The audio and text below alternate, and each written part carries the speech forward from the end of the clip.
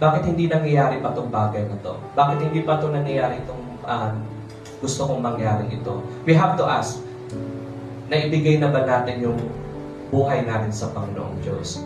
Si Andrew, katulad niya, hindi po siya nagpahintay pa. Hindi niya sinabing, wait lang, Jesus, nandito yung tatay ko, nangingisda kami. Marami kaming ginagawa. Busy kami. May birthday party akong aatenan. Diba? Busy ako sa school. May exam ako. Yan. May trabaho pa ako. Jesus, wait lang. Hindi mo na ako dyan. Hindi ka tatawagin ng Panginoong Diyos na wala siyang inahandang magandang plano sa buhay mo.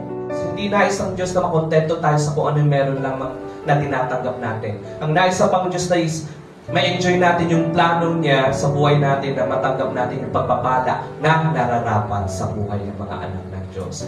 God has a perfect plan for us, and God doesn't want us to delay yung calling na tinawag sa atin ng Panginoong Diyos.